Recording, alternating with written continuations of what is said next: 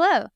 This week on the podcast, we have my friend Tianyu Fang. Tian is a researcher and a writer focused on tech policy and U.S.-China relations. He's currently at New America, and he was also a co-founder of the iconic Chinese internet newsletter Chaoyang Trap, which is sadly on indefinite hiatus, but you should definitely check out the archives.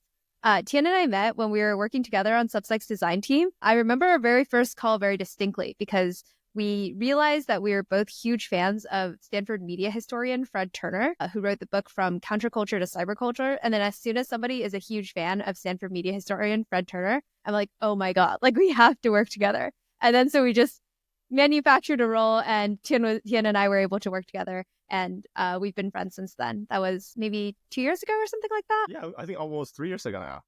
Oh, wow. Time passes so fast. Yeah, I know. Wow. Welcome, Tian. Thanks for having me, Jasmine. So great to be here. Great. Okay. First question. You're in Beijing right now, is that right? And you're from Beijing? Yeah. So I've been here since for the past month or so. I'm just here for Chinese New Year, and meeting people and checking in with my sources. But that sounds so I did grow up here. I lived in Beijing until I was 14, and that was when I moved to the States. But I come back here pretty often, with the exception of COVID, and now I'm back here again. Nice. Yeah, I remember one funny thing that you told me was that you have basically been professionally explaining China to Westerners since you were a literal child. How does one become a professional China explainer? I think literal child is more of an exaggeration. Okay. But I was in Beijing until 2014, 2015, and that was sort of the final heyday of China journalism for foreigners. And it's right before the 2016 U.S. election and 3 years into the Xi Jinping government. So that was when a lot of longtime China watchers from the U.S. were sort of leaving the country, right? You had Bill Bishop moving back to the U.S. in 2016. And I remember going to this sort of public event in Beijing that was featuring Kaiser Kuo and Jeremy Gocorn from the Sinclair podcast. And that was when they were also moving out of Beijing to join SubChina, which is, I guess, now has now gone out of business, unfortunately. I moved to the States for high school, and after a few years being in Massachusetts suburbs, I began to write articles for English language publication. And I've always been interested in topics on Chinese politics, especially back then. It was the China model debate, whether the Beijing consensus was really an alternative to Western democracy. You also had a lot of interesting social movements that were going on the Chinese web, social media, censorship, propaganda, that sort of stuff. So I wanted to participate in these conversations, but I felt like it would be very difficult to participate in them as a high schooler, right? People wouldn't take me seriously. So I thought the best way to do it was to pretend and hide behind the title of a freelance writer. So I started writing for publications so that I can claim some sort of credibility. I didn't think a lot of the China reporting was very good. So I thought, okay, maybe I could do this as well. That's so cool. Yeah, I remember I was doing the same thing, but it's much less noble. Mine was, I wrote on medium.com in like 2015. Or whatever the heyday of medium.com was.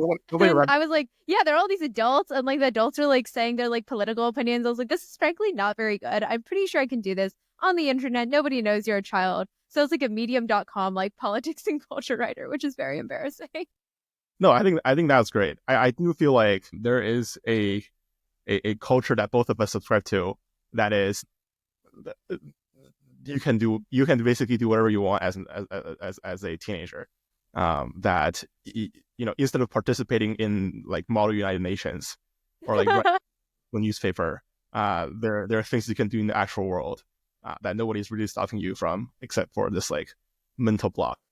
I must confess that I did do one Model United Nations conference. I also did Model United Nations. Okay. I also did type the newspaper, so there's that. Oh, okay, awesome. Okay, so you got a little bit of both.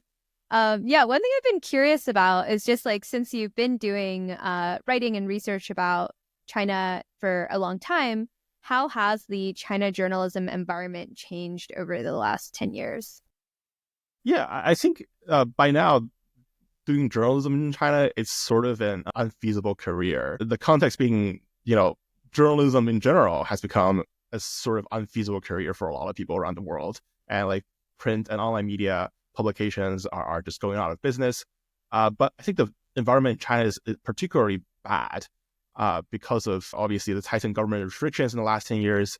And that has mostly affected Chinese media outlets. In the past, you would see very bold investigative journalism that was championed by publications like the Southern Weekly, which was a party publication based in Guangzhou in the early 2010s. And they were, very courageous about their revelations of corruption, government bad behaviors, etc. So that is completely gone, and a lot of the quality of journalism that you can see in China has really gone into decline. And that is not the fault of the journalists, but rather the government restrictions.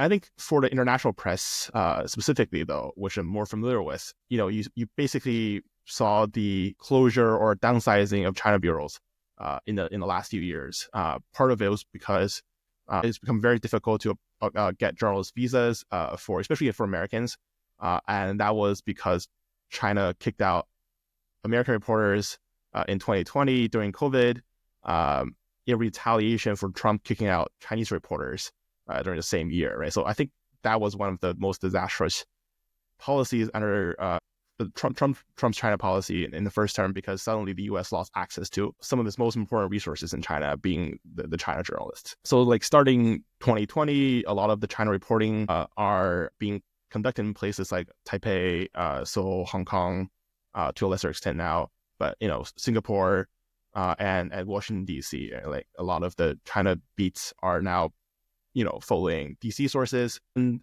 in China domestically, there is less incentive for anyone to talk to foreign reporters. You're really not rewarded in any way, right? And you also face repercussions, in your own organization or from the government. So people really don't want to talk to foreign reporters. It is very hard to build scoops, build sources and get scoops if you're a young journalist. So we basically see the dying of the entire generation, not literal dying, right? Like the phasing out of the entire generation of good, high quality China journalism. So, years ago, a lot of the seasoned China journalists from places like Reuters were able to sort of figure out who was going to be on the next Politburo Standing Committee days before the actual announcement. And now I think in the last party Congress, we didn't see any of those stories. Nobody got it right. And the consequence of not having actual scoops from Chinese insiders is that a lot of our reporters and publications rely on this like shoddy psychoanalysis of Xi Jinping, right? It's like, I don't know what the internal mechanism is. This must be because like Xi Jinping was traumatized as a kid, or like he said this on this particular day and he said that on that particular day in public. But the reality is like Xi Jinping might have said a lot of things, and those don't necessarily translate to policy actions. So not understanding the internal mechanism, you increasingly tend to see the country as a black box, and we're always making these inference about what is actually going on there. So I think that's not a good development. But also, I think simultaneously, the Western readers have more or less lost the appetite for more nuanced China stories. I remember in 2018, 2019, there were still a lot of Silicon Valley companies trying to either enter the Chinese market or building some sort of business presence in China, be it reaching out to Chinese consumers or advertisers, or having part of their like supply chain in China. But now they're no longer doing that. If anything, they're trying to get out of it because of geopolitical tension between the U.S. China and sort of the economic decline in the country. I think there was a post-2008 gold rush in China when a lot of foreigners went to China. Well, China was also internationalizing very rapidly because of the Beijing Olympics in 2008. But that's also over. A former Financial Times reporter in Beijing used to say that there are three different types of China stories. There's a big China, scary China, and weird China. And I think you don't have to tell the stories of China has a large population and it has a sizable economy. I don't think either of those two things is going to grow as fast as it used to. And the country also isn't just as weird anymore, given that there is more cultural convergence. We have, Chinese students in the U.S. There are a lot of Americans who are very well versed in Chinese culture. The sort of weird the Chinese people eating bats stories, that is just not selling as well. So I think the stories that sell the best, right, are the scary China stories. And then you also have a lot of stories that are basically exaggeration of a small phenomenon, right? So one example is the social credit system that people have been talking about for years. And I think it is almost comical that after all these years with credible journalism and academic articles written about how the social credit system isn't what people think it is still widely discussed as if it was something that people have to deal with on a daily basis. I'm sure there are more Americans who are aware of the social credit system, quote unquote, than Chinese people who actually live here, which I think is both very befuddling, but also it's kind of just annoying because I think the original reports were basically based on the experimental pilot program for one small city in China, in Shandong province, and they completely ditched it a few years later because nobody was using it and there was no real repercussions. But that story still went on, right? Like it just gets replicated. It's almost as if somebody was saying like, oh, like the state of some senator in Alabama is trying to implement a policy, and reporters write it as, oh, this is what the U.S. is doing, and there's some truth to it, but also it's not the whole story, right? It's a very small problem. Yeah, that social credit stuff is wild because you're right. It is something that is incredibly widespread. Like everyone thinks of the Black Mirror episode and they're like, did you know that China actually has that? And it's a good meme to people. Like I feel like it corresponds to the narrative of China as a foil to the US and its freedoms that people want to have in their heads. It's a nice villain story and it's very memorable. Whereas China has this like complicated pilot policy and then they stop doing it, but also like separately there's like financial credit ratings. It's just like not interesting to people. It doesn't stick in their heads. Yeah, and also a lot of the financial ratings policies and systems are completely based on like similar U.S. systems, right? Like when you look at like the credit score, like the normal ones. Yeah, you look at the planning documents for how to implement the so-called social credit system. When they were trying to do it, they would talk about FICO, right? They would talk about how Americans were dealing with it, how Europeans were dealing with it, and they saw a similar need in China. And I think a lot of people fail to see that a lot of these questions are interconnected at a global scale, and Chinese bureaucrats are indeed learning a lot from American bureaucrats. Yeah, before we dive in, I'm sort of curious, like one last like personal detail thing is how did you get interested in technology as well? Because these days you write a lot about tech policy and sort of like internet dynamics, cybernetics, etc. So were you also into technology as a kid? Yeah, I think I've always been more interested in tech than almost anything else. I became interested in politics mostly because when I was a kid, I was really into jailbreaking iPhones. And there was a small but sizable and sort of influential jailbreaking community in China. And I started basically hanging out with them. And I realized a lot of the things that you needed to download were actually on like foreign websites, on US blogs. And I started building VPNs so I can access them. And this was when, this was like around 2012, 2011. And internet censorship wasn't that strict yet, so it was relatively easy to circumvent, censorship, even as a 10, 11-year-old like kid. And I was like, oh, okay, now that I'm on this like unfettered internet, I started reading about like, politics, and that's sort of how I got interested in Chinese politics. But I like to say that I was the poster child of the Arab Spring because this was also around the time when the Clinton administration, the Clinton State Department under Obama administration was pushing for global democracy through internet, right? So like the U.S. must defend internet freedom so that people in Iran and people in China, people in Syria could protest their government.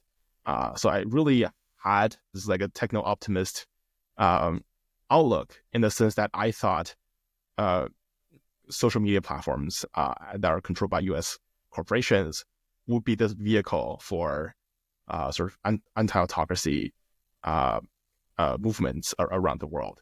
Of course, that didn't really happen, and there were a lot of backlashes, and now we think social media platforms are actually the complete opposite, that all social media platforms are now considered the roots of all evils. But back then, I was really involved in that connection and parallel development between information technology and, global democracy. I'm still interested in that, and I think a lot of the work I'm working on is still related to that history and that process.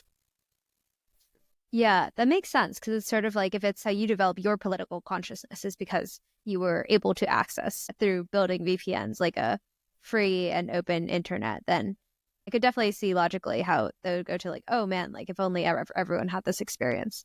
One thing I'm kind of curious about is just like, what for, say, like a teenager or like a preteen like you who is in China, like what is the perception of VPNs and the Great Firewall? Like, do you know or hear why it's there? Is it kind of just like, oh, whatever? Are VPNs popular?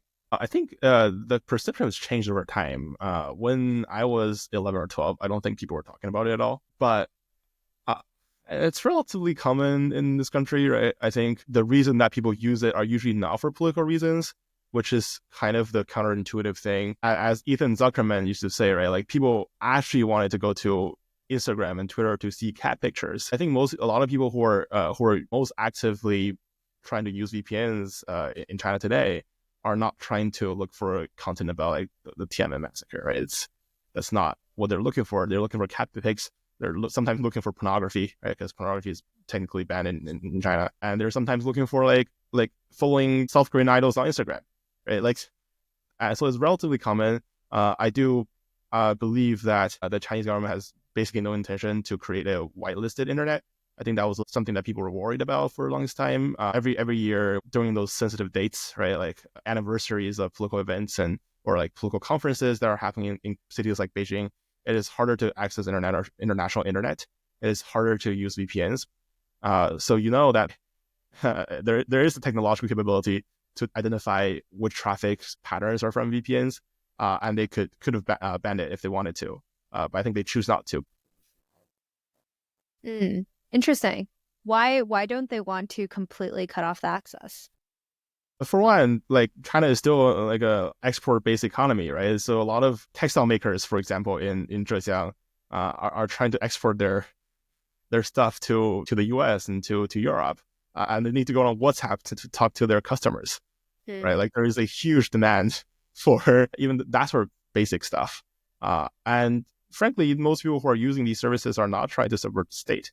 And there are better ways to do it. It also, I think from a cynical perspective, it is easier for them to monitor potential political activities. I imagine there not being Twitter, then the Chinese government will have a harder time identifying who the potential quote-unquote threats are to their regime. I think the last part was mostly my speculation, but I think there is a lot of reasons that you will use a VPN that the Chinese government also considers legitimate. Like they would be really bad for the economy if a lot of folks, especially in these urban centers doing whether it's export or like international business or whatever, all of a sudden just couldn't talk to people. Yeah, the propagandists themselves, right? Like the Global Times guy, Hu Xijian, uses, he pays for his own VPN. Yeah, because there are always like these Chinese state media accounts on all of the American social networks that are banned. So it's like clearly like they're not trying very hard to like get people off of these. No. And your people will a lot of Chinese people actually sign up for Twitter and like pay for a VPN so that they could see these propagandists, right? It's funny. They think it's like, oh, China is now becoming more outspoken on these social media platforms, and they wanted to see that in real time, so they sign up for Twitter. And then Do you think that all of the like rural culture stuff is propaganda? Because you know how everyone says that like Li Ziqi is propaganda or whatever. Do you think that all of the rural? I don't think so. Li Ziqi's just like hanging out. Yeah, she's just hanging out. Like I think she also has a team, right? So that operates like foreign social media for her. Same thing for like this guy Hebei Pangzai. She basically chucks beer on Twitter. I don't think they're propaganda. They just wanted to make some money. And as you know, like I think the advertising revenue on platforms like YouTube are way higher than their Chinese counterparts. So they're not actually pushing for any like pro-Chinese government content either. I think they try very hard to avoid that. I do feel like a lot of like people who read too much into everything that China does assume that everything's a psyop and they forget about wanting to make money. In reality, just like almost everything is, I want to make money much more than like I want to steal state secrets. Nobody really cares that much about state secrets. Yeah, I mean, I think they really overestimate how much the average Chinese person cares about their government. It's probably the same for like Americans as well, right? Yeah.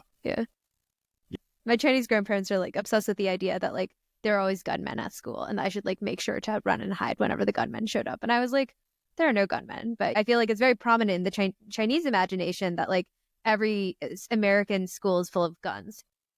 Yeah. I think a lot of these characters see countries as monolithic when they're a lot more complex than that. Okay, one of the topics I really wanted to chat about was DeepSeek, because my entire Twitter feed at the moment has been basically taken over by buzz over their latest model. So DeepSeek is the current leading Chinese AI lab. They just released a model called R1, which ranks as well as OpenAI's O1 model on many metrics, but it's way cheaper, like way cheaper. And it's also totally open source. So the weights are open. People have already successfully replicated the model.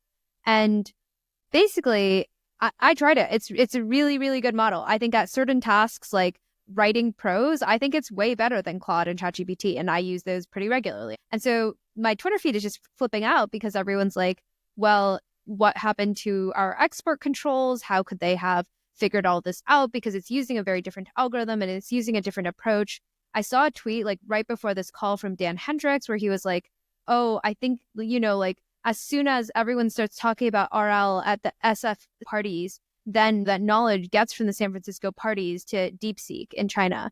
And so I don't know, Tian, do you think that they just managed to build R1 because they just had so many Chinese spies at the SF parties? I mean, it is my strong belief that every single Chinese person on planet Earth is a Chinese spy, or at least that seems to be the consensus for a lot of people in San Francisco. I find that kind of idea very hilarious, mostly because in the last 20-30 years, there are two predominant ideas that are popular among China hawks. The one is like the theory of China threat, right? Like China is going to be a threat to the world because the Chinese government is going to be like omnipotent. It could do whatever it wants to get what it wants. And on the other hand, it is incredibly weak. It cannot innovate, despite its population of 1.4 billion people and a lot of good universities and a lot of good companies. They couldn't do anything without like stealing or using American technologies. And it's fine to believe either of these two, but sometimes people believe both at the same time. Well, they created a social credit system, right? Like they created this like extremely complex social credit system where like if you jaywalk, then you like can't buy a train ticket anymore. And if you're like mean to your neighbor, then like, everyone will see a floating number above your head. But they can't create LLMs. They're too stupid to create LLMs. They're going to create world domination facial recognition technologies, but they're never going to create LLMs in the first place, right? Like this is like a ridiculous presumption. One thing I've observed now, I've spent some time back here in Beijing, is that in SF, where I live, people like to associate technological development with like world historical missions. That like, oh, you're not just building computers, you're trying to turn the world into like a cybernetic utopia. You're not building chatbots. You're trying to get to AGI before anybody else does. Here I'm reminded of how little these meta narratives matter to the Chinese counterparts. The average Chinese tech entrepreneur compared to the Californian counterpart cares so much less about making utopia or dystopian technological futures and cares so much more about just making raw profit in a hyper competitive market when like 50 companies are doing exactly the same thing as you, right? I think they care so much more about making some money in a bad economy. And I think that the people who do care about technological futures are usually like Silicon Valley pilled. I think Zhang Yiming from ByteDance is one of these people. I think people from DeepSeek are kind of like that as well, but I'm not super familiar with their culture. I think they also care so much less about national interest or winning the like AI war. You just don't hear that here as much compared to the fear mongering and warmongering that I encounter on a weekly basis in Silicon Valley. I mean, sure, there's a lot of military technology companies. There's a lot of government contractors in this country, But what was the last time you heard about a founder of a Chinese consumer tech company vowing that they would publicly support Chinese effort to like topple U.S. technological supremacy? Uh, I think there's sometimes lip service to the party or to the government, but I can't think of many founders who do that. They don't have like a Chinese flag and a rocket ship in their like WeChat name. They're not doing that. No. I like that kind of stuff is way more popular among Americans. And frankly, I think a lot of these Chinese entrepreneurs and engineers, and they just really wanted to build a company. Why do you think that it is so much less ideological? Why is it that Silicon Valley is so obsessed with justifying themselves through meta-historical narratives, whether it's the early cosmopolitanism, like, oh, Twitter, Arab Spring, we're going to like democratize the entire world, or AGI is actually this like extremely important, we are literally building the machine god. Is there something unique that creates that narrative? I don't have a very well-developed theory for it, but part of it is like counterculture, like impulses. Part of it is the fact that the U.S. is a way wealthier country, so you have the economic capital to in the room. I think about getting to AGI when in a lot of other countries, people have to just work their asses off. And I think there is a lot more interest in theory. In contrast, I've generally found that Chinese business people and entrepreneurs and investors are a lot more skeptical of meta narratives, the kind of like Hegelian like view of history. Like after so many decades of disillusionment with Chinese socialism, it's very hard for them to be convinced that there is a particular way that history will progress. And I think people genuinely try not to think about it, and they just have more interest in succeeding in their quote unquote careers, right? Like whatever that is. It is interesting. Because I can trace the cultural roots in the U.S. of, you know, the John Perry Barlow like Declaration of Cyberspace stuff. I'm like, why is that so compelling to people here? I think it's also because their venture capital model in the U.S. is slightly different, right? Or like there is more reason or more incentive to do basically PR to say like, oh, like this next thing is American dynamism, right? Or the next thing is software. That kind of stuff is more state directed in China, and there is more skepticism of the state. Have this very cynical view of government initiatives, and they want to take advantage of it, but at the same time, they know they can't trust all of it. Yeah, I think Arjun made a similar point, actually. He was saying that part of the reason that everyone's tweeting and blogging, like it's a crypto thing, and we're going to be in this decentralized network state future is because, as you said, a lot of American tech is funded by extremely early stage capital at the very beginning. And then you're in the big recruiting talent war, and the meta narratives and having cool blog posts and viral tweets are kind of how you direct the venture funding, because also no one makes profit for a really long time. So it's like, okay, nobody's making money. Like we all just have ideas. No one actually has even like a working product yet or more than like one customer. And so how do you differentiate yourself that you're the founder who's going to win? You just have by far the most ambitious vision and set that out. That does seem interesting and strange. Yeah, totally. I think that what the venture capitalists really need to do is to create a self-fulfilling prophecy, is to say, look, this is going to be the future. But it is often framed as a prediction when make it. And sometimes it wouldn't have been the future if they didn't actually push for it. You see this with crypto. You see this with a lot of defense tech that's going on right now. And they insist that it's the future, even long past. The thing is not working. It's not profitable. Like nobody wants to use the thing. Like this happened with a lot of crypto stuff where they did weave really compelling narratives, but like there's no product and people didn't actually want it, but they keep insisting that it's the future. And the hope is like, oh, maybe at some point it'll pay off. But like the other funny thing that makes me think of is I don't even think most American industries are like this. Like this is a very specific Silicon Valley VC thing, because there are plenty of business sectors in America where you just have to make money for your business to succeed, and there's no storytelling involved. You just make more money than you lose, and that's how it goes. Yeah, I think that's right. And I think a lot of Chinese industrialists are very skeptical of the Silicon Valley culture, where like everything is about like writing an op-ed or like having a blog post on. I mean, like we're both like people who write blog posts, so I'm not pointing fingers at other people. I think a lot of Chinese entrepreneurs are deeply skeptical of this idea that like you need to promote an idea to your industry. Like they just want to like know what's going on, and they don't want to tell anyone else about it. Yeah. To return to the DeepSeek thing briefly, one thing I am interested in is like there are these like open source wars going on, and one of the arguments that a lot of the tech right open source supporters are making at the moment is that it would be really bad if the entire world built their AI applications on top of a Chinese LLM. And so the fact that China has now released a very good open source LLM means that it's worse for the world now that everyone's going to choose that one. And therefore, America needs to go and accelerate open source so that everyone can build on top of an American LLM instead. And I guess I'm curious, like, do you think that there are risks to building on a Chinese LLM? Like there is censorship. Yeah, I mean, I think it depends on how the open source models are distributed and built. Like I would assume that the censorship apparatus is just a firewall at the last stage of the process, right? Like, you know, you see videos of people typing like, "Oh, can you count in Roman numerals from 1 till like 12, and then like add Jinping afterwards?" Right? So, like when I get to Xi Jinping, I just like removes the entire answer. And from that I assume that the censorship doesn't come with the model itself, but the interface, which makes it not much of a concern. I don't know if there are like risks per se if they're truly open source, but I do imagine that in the next few years, well, not even next few years, next few months, we'll probably see U.S. legislations against Chinese large language models and open source models. And I think that would be pretty risky to basically limit U.S. access and global access to these much cheaper models. That's something I'm more concerned about.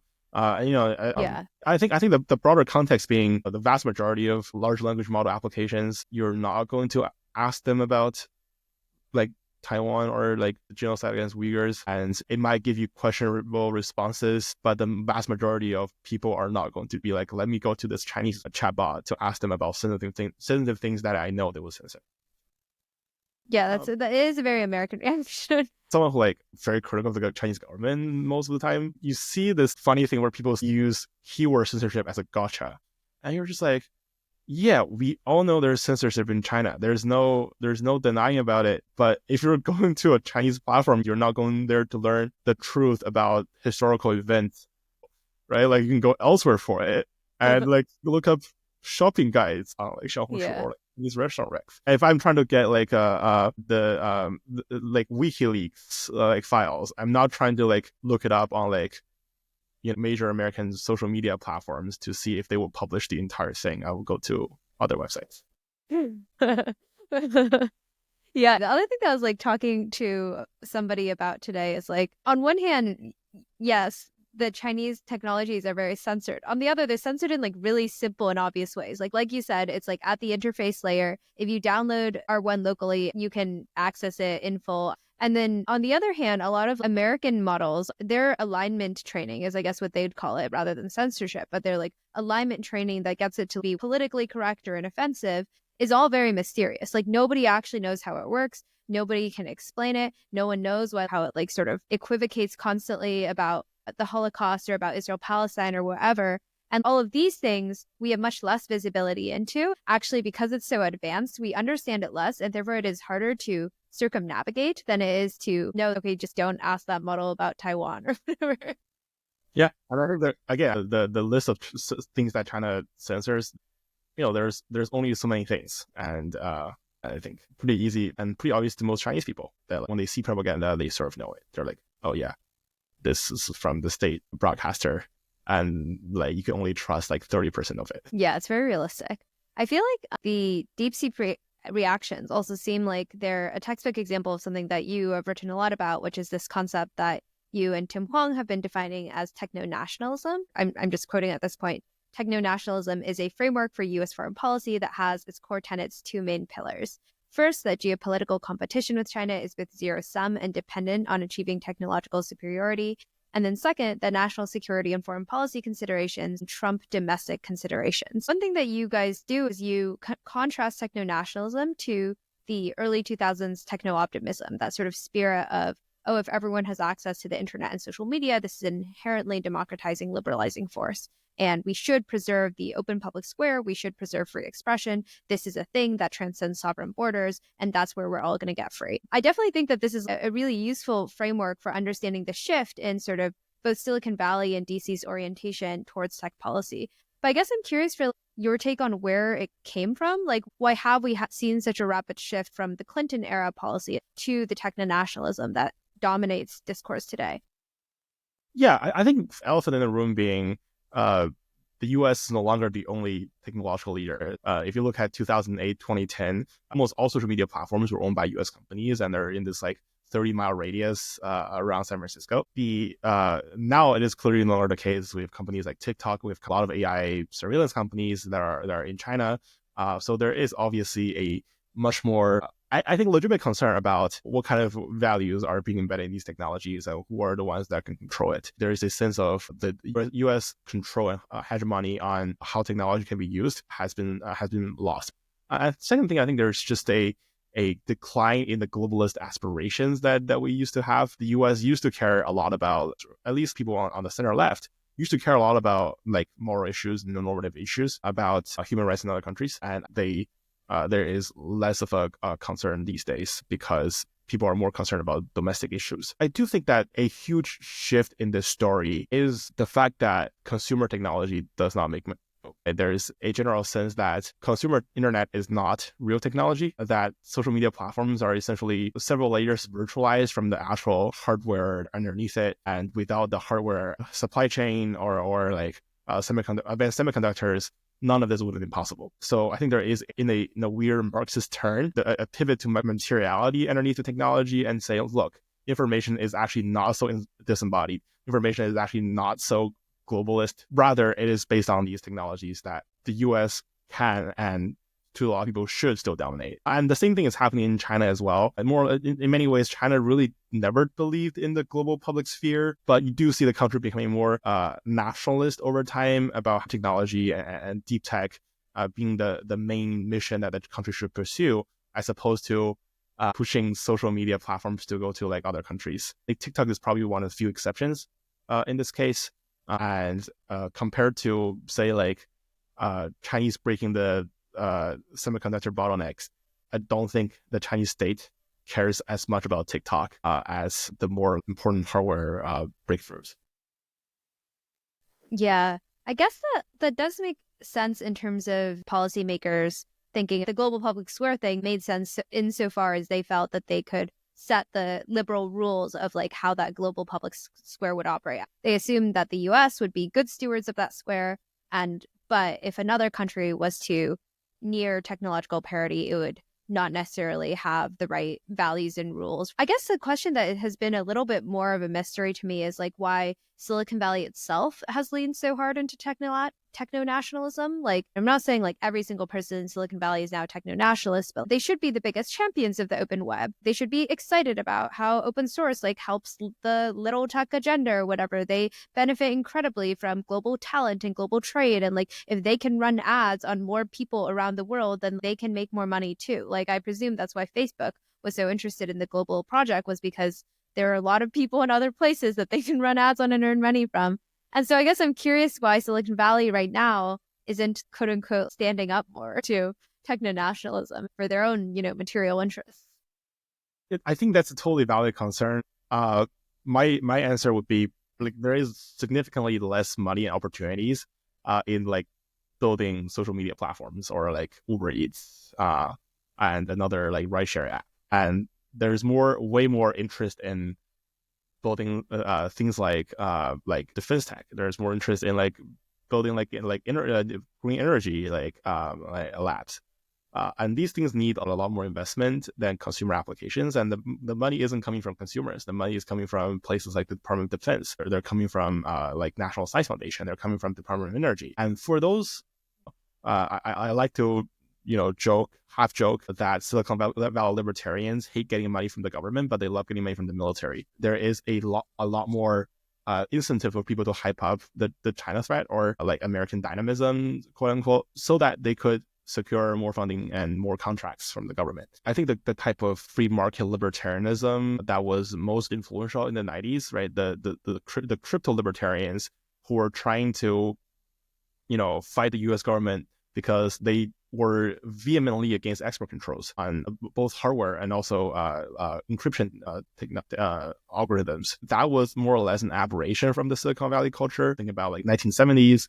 So the largest employer in Silicon Valley was Lockheed Martin. It used to be an offshoot from the Los Angeles, Santa Monica defense industrial complex. People now again see opportunities in becoming part of the American mission to restore technological supremacy. And we were talking about how a lot of the American dynamism portfolio companies have nothing to do with American dynamism. All the San Francisco teams that are saying, "Oh, we were building the Manhattan Project," but in reality, they're just building a Chrome extension. Yeah. I did think it was really funny. I was looking through the A16Z American Dynamism portfolio. I think I clicked on like every company. And yeah, you first get this like really like grand graphic that's like a timeline of American Dynamism. And it's like the Wright brothers take flight. And then there's the Manhattan Project. And it's these like huge, giant, hard tech projects. And then I'm like looking on all of the companies and it's like, we help make animations for science teachers in schools to teach science. And I'm like, well, I think that's awesome. Is that the same thing? Or there's one that was literally a DEI firm. And it was like, we help like Black, Latino, and Indigenous early career people find jobs in the trades. And I was like, awesome. But also, like, is this a Manhattan Project? Like, there's one about discovering your local parks. You can find where you can go kayaking near you. And I'm just like, oh my God. Like, what is going on here? Like on one hand, it's funny. And on the other hand, it's dangerous because everyone is sort of pretending to agree that there is this huge war that we have to prepare for. And like, it seems like there probably are bad consequences even if people are just acting in their economic self-interest because they want grants or whatever, everyone's creating a false consensus, right? That we are on the brink of this Cold War.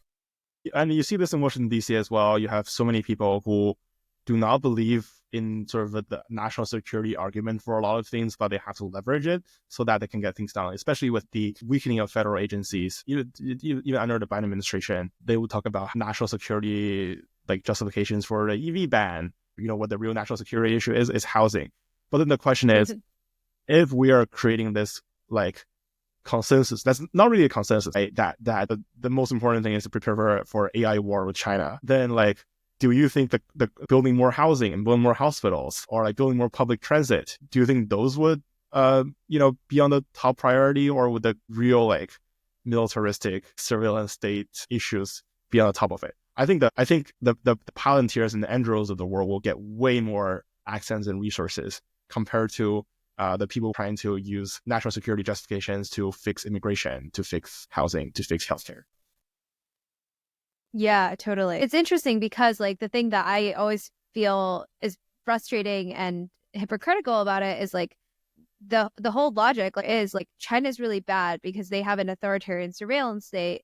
And so like, therefore, in order to combat that, we should build our own authoritarian surveillance state. And we should also have all these cameras. Larry Ellison was talking about like behavioral surveillance, and Instagram took down the word Democrats. Like Elon Musk is taking X and, oh, you posted the JD Vance dossier, like you're banned now. And like on TikTok, people are saying like, snowy winter boots instead of saying ice to get around censorship with ice. And I was like, this is the Winnie the Pooh shit. But Americans, like, they're doing the exact same thing. And I'm just like, oh my God, I feel so crazy. I'm like, I thought the authoritarian surveillance thing was bad. I thought that was the whole point. Yeah, I mean, the problem is like their surveillance cameras are bad. We must build better surveillance cameras so we can trump theirs. Our surveillance cameras will respect liberal values. They'll have an American flag on them. That's the argument a lot of people are trying to make, right? And we'll do a land acknowledgement, and then we'll take you into custody. It's so frustrating, and I think a lot of the question that people need to ask is like, I think this is true for both the ambitious Chinese like nationalists and the ambitious American nationalists. Like, okay, say you won this like quote unquote AI war, which I don't think is real. Say if you've won this war, what kind of country do you want to be? And I think more people should ask themselves that question, because if you've won this technological competition and you've abandoned all like like liberal values that has made America, you're left with nothing. You're left with like alt CCP in like the United States of America. It's just like it's not the same thing. To some extent, I think at least the Trump administration is being more honest about it. I think they're very envious of the CCP, and they wish they have the amount of resources and power that the Chinese government has. And they're very honest about, look, we don't hate China because the values. We hate China because it's China. Yeah, I think envy is like totally the frame that people miss. They think it's fear, and so much of it is envy. Like even in Silicon Valley, the obsession with like fast trains and tall skyscrapers, and why doesn't San Francisco look like Chongqing, and how come there's no crime and there's no homeless people on the streets, and they make EVs and they make good AI, and there's all these cracked STEM grads who want a 996 at the companies. When I see that stuff, I'm like, I'm not sure that you fear those things. I think that you're jealous. You wish that we had that. And then the tech right is actually kind of moving in that direction. The whole Elon Musk is in the White House is Silicon Valley realizing it is possible to have this much closer relationship where you perfectly align your capitalistic technological and your state strategic goals, and the state will pick you as a winner. They will like help you with your $500 billion Stargate project. And then in return, you will censor whatever they want to make sure never to say anything bad about them. Yeah, it's very concerning because I don't know. I mean, you and I obviously like these are not the values that we want to live under. But I think it's really funny and sad that I think the current administration or a lot of people in Silicon Valley seem to have silently admitted that the China model has won. Right? The way technology is developed in China, the way that governance is conducted in China, that has succeeded, and we just have to replicate the process in the United States. And they're no longer, angry about the values that the Chinese government subscribes to. They just wish they were them. And it's deeply unfortunate, and I think sad as someone who like left China to move to the US, to see the same patterns. It's like China thinks DARPA is great. This obsession with like strong state R&D. With unlimited power, it's present in both countries. Chinese researchers think it's like how the U.S. won during the post-war period in the Cold War, and Americans think this is how China has won. They both think they're copying each other, but they are actually the same. I feel like there's a broader climate also of American pessimism that leads to this, because no longer is there this sense that there's abundance and we want to be really generous. We want to give out foreign aid and like uphold these values. And this is even like policy tech elites aside. If people in general feel like, oh, our lives are bad, everything's expensive. Like they go on Xiaohongshu and then they look at all of these pictures of Wang Heng cafes in Shanghai. And literally these Gen Z people are like, I don't care if I can't talk about these political issues if I can like go to that beautiful cafe and like have all these like super cheap fast fashion clothes. Or like this sense of like, oh, why does privacy matter? Like, of course, I'm just going to like download all my data and like mail it to the Chinese embassy. Like, I understand that impulse, but it does feel like the American pessimism in general creates this yearning for the China model and like the related sort of abandonment of Western liberal values, whether that's like privacy or civil rights or free speech or whatever. Yeah, I mean, and I cynically do not think that the Chinese government wants this. Like, I think China wants a world where, in the words of political scientist Jessica Chen Wise, it wants a world that's safe for autocracies, but it doesn't want a world of only autocracies, right? So, like, the Chinese government doesn't want itself to be a liberal government, but it's also fine with other countries being liberal and democratic. And I do think that sort of destruction of American institutions, destruction of democratic and liberal processes in the U.S. have done more harm to the country itself than the Chinese government has ever imagined. Yeah.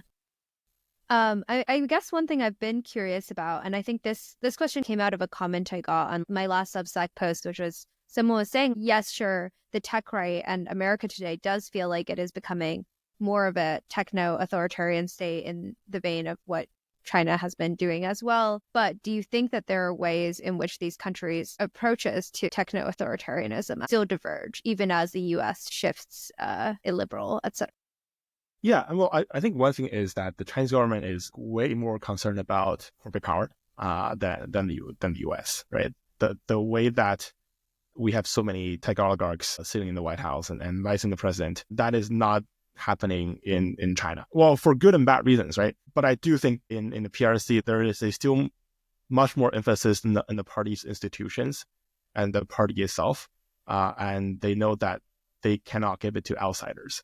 And I mean, this has led to a lot of economic disasters, right? A lot of bad economic policy. But at the same time, tech people in China are never going to get as much resources and as much political power.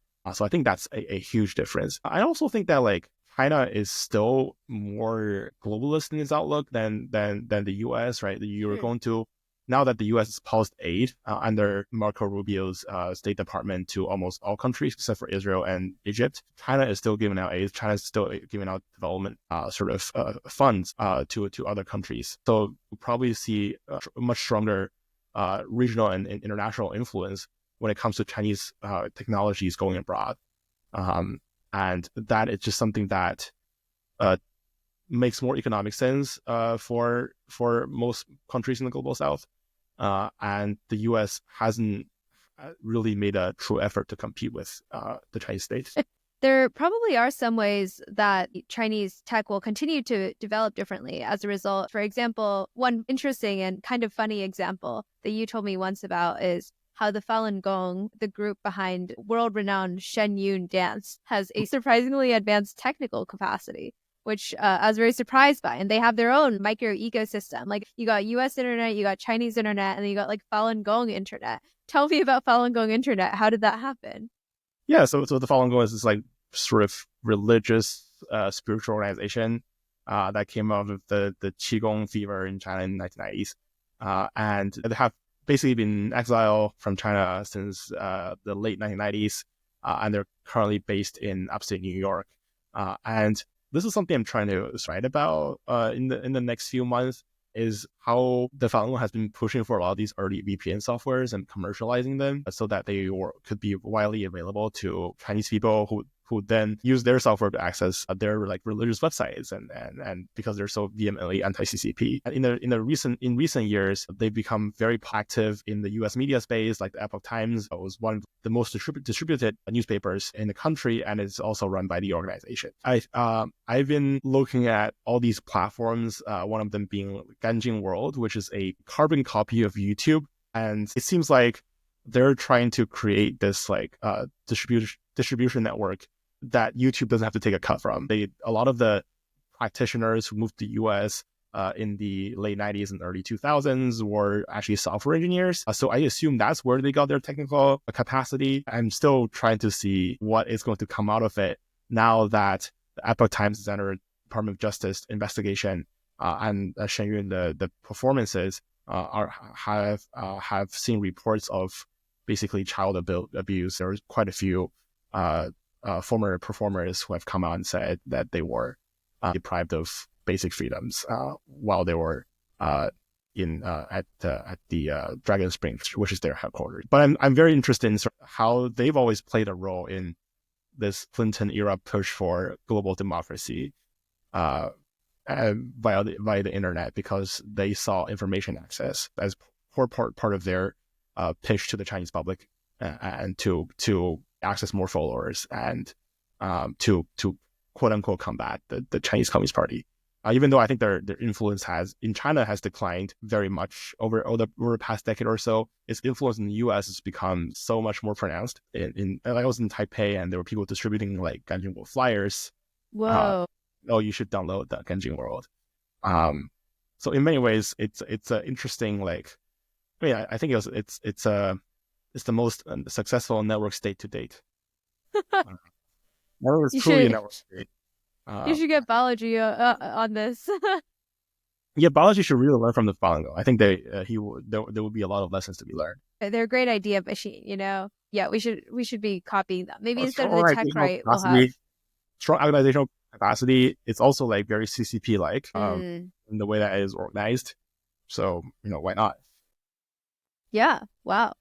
A lot to learn. The way that you describe things like Ganjing World and is like and Epoch Times, it's like a Chinese version or like Falun Gong version of like a Rumble or something, where there's some like marginalized political group that gets banned from all of the major platforms. And so they have to stand up like Rumble or Truth Social or whatever, like Daily Wire, like micro network. And then that micro network oftentimes gains its own critical mass and capacity. It becomes actually a very compelling product. And like that actually helps them succeed. Like I was talking to Evan Roos a few years ago, how the reason that the right in America got so good at like YouTube and social media was that CNN and all the mainstream cable networks kicked them off so early that they had to get good at technology. They had to figure out what was the next form of media they were not censored from yet. They got really good at that, but then they ended up sort of like winning the next generation of the media war. And I felt like that was always like an interesting framing. Yeah, no, that's super interesting. And even thinking about the role that the organization played in building VPNs for China, I think that was pretty advanced, right? Like this is like a late 90s venture, even before China had a very robust internet censorship system. I'm fascinated by this. I'm just more broadly interested in, I think a lot of libertarians and left-wing anarchists as well are very sympathetic to sort of like exiled communities, network states, and sort of places with no laws. I think one example is some of the largest volumes of crypto trading are coming out of cyber scam centers in like parts of Myanmar that are controlled by warlords and Chinese crime syndicates. These outposts and these neither here or there centers of technological production are very, very interesting to me. And I want to spend more time on that. Cool. Yeah. Normally the last question I would ask is like, oh, what's a research question you're trying to untangle? But that's a very good research. Yeah, that's a very good research question. And I'm very excited to read whatever comes out of that investigation. Cool. Well, thank you so much for chatting with me, Tian. This has been really interesting, really fun, kind of depressing, honestly, but depressing in an accurate way. Thank you for talking to me. I had a great time.